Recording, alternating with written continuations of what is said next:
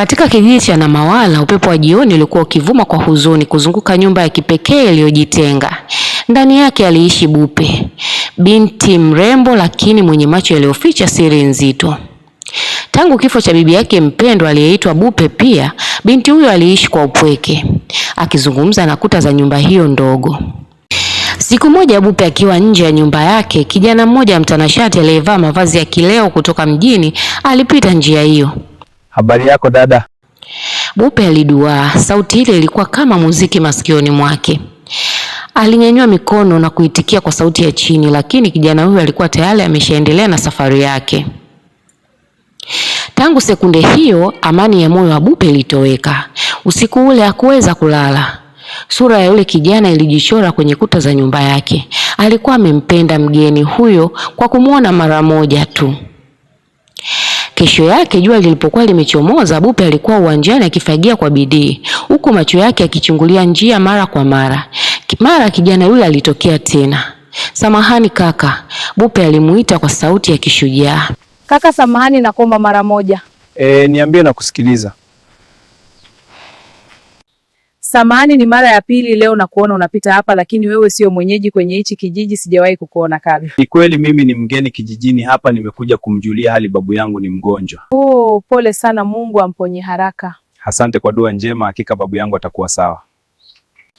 "Okay dada, mimi nawahi majukumu, nimekwisha chelewa." "Sawa, siku njema kwako." Tumaini aliaga na kuondoka. Bupe alibaki akitazama nyayo za Tumaini. Alitabasamu peke yake. Hata hivyo, furaha ya Bupe iligeuka kuwa shubiri. Mchana wa siku hiyo hiyo, akiwa ameketi mbele ya kijumba chake, alimuona Tumaini akipita tena, lakini safari hii hakuwa peke yake. Alikuwa amemshika mkono mwanamke mwingine mrembo, wakicheka na kutaniana. "Habari yako dada?" Yule mwanamke alimsalimia Bupe kwa upendo.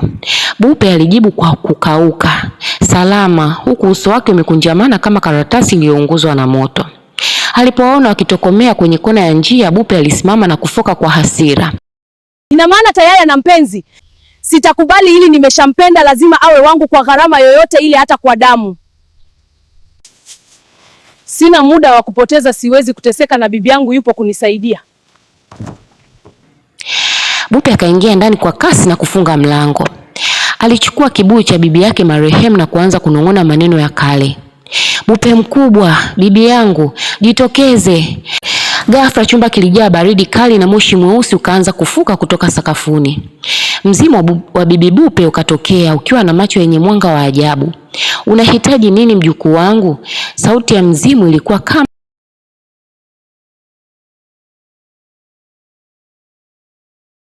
"Asante bibi kwa kuja. Kuna mwanaume nampenda, lakini ana mwanamke mwingine." "Hilo limesha mjukuu wangu, chukua hii dawa, huyo kijana akipita umpulizie." "Asante sana bibi, hakika sasa nina furaha, hatimaye atakuwa wa kwangu." Siku iliyofuata Bupe alikuwa akitoka mashineni kusaga mahindi. Akiwa njiani alikutana na Tumaini na mpenzi wake tena. Mwanamke yule kwa moyo mweupe alimsalimia Bupe. "Habari za leo dada?" Bupe hakujibu. Alikunja uso, macho yake yakimtoka na kuashiria kisasi cha kutisha. "Mpenzi, mbona ile dada anaonyesha kuchukizwa na salamu yangu?" "Huenda ameamka vibaya leo." Walipompita, Bupe alisimama na kutazama migongo yao. Alishika kile kifuko cha unga mfukoni mwake na kunong'ona kwa sauti ya chini yenye ukatili. "Mnajifanya mnapendana, sasa dawa yenu ipo jikoni." Siku 3 zilipita. Bupe alikuwa akitokea kama chui anayewinda, akisubiri wakati ambao Tumaini atakuwa peke yake. Hatimaye alimuona Tumaini akitembea kuelekea kijito cha maji kupata upepo, mpenzi wake akiwa amebaki nyumbani. Bupe alijificha nyuma ya mbuyu mkubwa uliokuwa kando ya njia. Tumaini alipofika karibu, Bupe alijitokeza ghafla na kujifanya kama mtu aliyeteleza na kuanguka. Jamani, mguu wangu!" Bupe alipiga kelele ya uongo. Tumaini kwa roho ya kibinadamu alikimbia haraka na kumsaidia. "Pole dada, umejikwaaje?" Alimshika mkono na kumnyanyua. Bupe alijiegemeza kifuani mwa Tumaini, huku Tumaini akiwa ameinama na kuangalia mguu wake. Bupe alitoa kile kifuko cha siri na kumpulizia ule unga wa dawa kwa nyuma ya shingo yake. Unga ule ulikuwa mwepesi kama hewa, ukapotea mwilini mwa Tumaini bila yeye kuhisi chochote. Asante kaka, sasa najisikia vizuri, Bupe alisema huku akitabasamu. Ila Tumaini alisimama. Akajikuta akimtazama Bupe kwa namna ya ajabu. Ghafla sura ya mpenzi wake ilifutika akilini mwake na picha ya Bupe ilitawala moyo wake. Tumaini alirudi nyumbani kwa babu yake kama mtu aliyepoteza fahamu. Bila huruma alimfukuza yule mwanamke aliyekuja naye kutoka mjini. Alimwambia hamtaki tena. Babu yake aliyekuwa mgonjwa alianza kupata nafuu ya ajabu. Baada ya wiki moja Tumaini alitangaza kuwa anarudi mjini akiwa na mke mpya. Walipofika mjini mama yake Tumaini alipigwa na butwaa. Mwanangu, huyu mwanamke ni nani? Mama, huyu ndiye mke wangu niliyemchagua, sitaki maswali.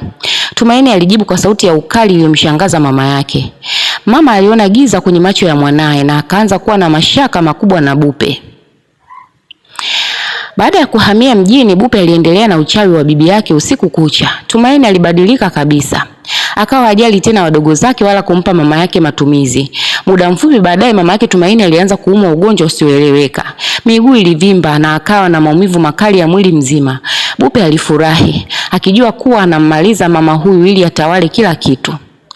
Siku moja mama Tumaini alioteshwa ndoto. Alimuona Bupe akiwa ameshikilia sanamu ya Tumaini iliyofungwa kamba na pembeni yake kuna mzimu wa bibi Kizee ukimcheka. Sauti katika ndoto ikamwambia, adui ameingia ndani mwako kwa siri. Mwanao amefungwa akili na huyu mwanamke. Na pia mwanamke huyu amekuroga hata wewe. Alipoamka alimuita mdogo wake Tumaini kwa siri. Nenda kamlete mtumishi wa Mungu, hapa kuna jambo lisilo la kawaida. Mtumishi wa Mungu alipofika alihisi uwepo wa roho chafu. Akaanza kuomba kwa nguvu. Kila mtego wa giza uliowekwa kwa siri na uvunja kwa jina la Yesu. Ndani ya chumba Bupe alianza kupiga kelele za ajabu. Alijaribu kukimbia lakini miguu yake ilishindwa. Tumaini alianguka chini na kutapika kitu cheusi kama uzi. Mara macho ya Tumaini yakafunguka na kuwa na nuru. Alitazama huku na kule, akashangaa kumuona mama yake akiwa kitandani hajiwezi. Na akimuona Bupe akijigaragaza sakafuni. Bupe, nimefikaje hapa na wewe? Mama, ni nini kimenipata? Tumaini alikimbia na kumlilia mama yake akimkumbatia. Akili zake zilikuwa zimerudi kikamilifu. Mtumishi aligundua mabaki ya ule unga wa siri aliopewa Bupe na bibi yake. Akauchukua na kuuchoma moto. Bupe akiwa amepoteza nguvu zote alifukuzwa kwa aibu na kurudishwa kijijini. Familia ya Tumaini ilifanya maombi ya shukrani. Mama alipona kabisa na Tumaini akarudi kuwa kijana mwema aliyejali familia yake, huku akiwa na tahadhari tena na wageni wenye nia mbaya. Mpaka hapo tumefikia mwisho wa simulizi yetu hii ya kusisimua. Naomba uniandikie kwenye comment ni nini umejifunza kutoka katika simulizi hii, na pia uniandikie unatizama simulizi hii ukiwa unatokea wapi. Asante na kwaheri.